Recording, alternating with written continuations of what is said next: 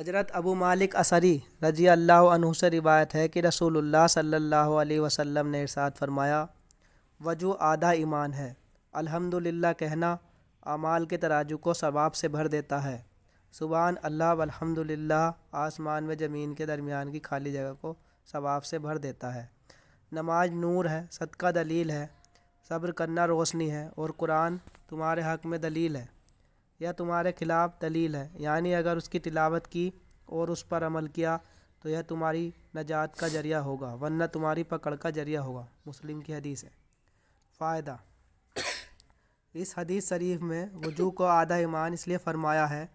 کہ ایمان سے دل کے کفر و شرک کی ناپاکی دور ہوتی ہے اور وضو سے اعضاء کی ناپاکی دور ہوتی ہے۔ نماز کے نور ہونے کا ایک مطلب یہ ہے کہ نماز بے حیائی اور بری باتوں سے روکتی ہے، اور نماز گناہ اور بے حیائی سے روکتی ہے، جس طرح نور اندھیرے کو دور کرتا ہے۔ دوسرا مطلب یہ ہے کہ نماز کی وجہ سے نمازی کا چہرہ قیامت کے دن روشن ہوگا اور دنیا میں بھی نمازی کے چہرے پر تر و تازگی ہوگی۔ تیسرا مطلب یہ ہے کہ نماز قبر اور قیامت کے اندھیروں میں روشنی ہے۔ صدقہ کی دلیل ہونے کا مطلب یہ ہے کہ مال انسان کو محبوب ہوتا ہے، اور جب وہ اللہ تعالیٰ کے راستے میں اس کو خرچ کرتا ہے اور صدقہ کرتا ہے تو یہ صدقہ کرنا اس کو ایمان میں سچا ہونے کی علامت اور دلیل ہے۔ صبر کے روشنی ہونے کا مطلب یہ ہے کہ صبر کرنے والا شخص، یعنی اللہ تعالیٰ کے حکموں کو پورا کرنے والا، نافرمانی سے رکنے والا، تکلیفوں کو برداشت کرنے والا، اپنے اندر ہدایت کی روشنی لیے ہوئے ہے۔ اس سے ثابت ہوتا ہے کہ ہمیں وضو بھی اچھی طریقے سے کرنا چاہیے، اور الحمدللہ اور سبحان اللہ والحمدللہ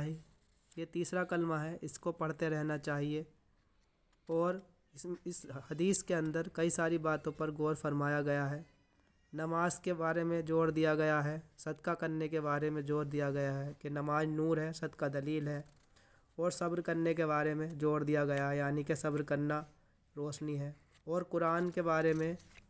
دلیل دی گئی ہے کہ قرآن تمہارے حق میں، تمہارے حق میں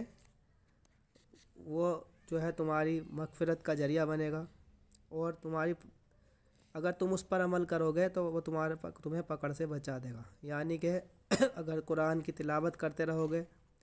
تو اللہ تعالیٰ کی خاص رحمتوں میں رہو گے، اور اگر قرآن کی تلاوت کرنی چھوڑ دو گے یا قرآن کو سے دور جاؤ گے یا قرآن شریف کی بے ادبی کرو گے، یعنی کہ اس کو پڑھ کر بھلا دو گے، تو قرآن تمہارے حق میں بد دعا کرے گا۔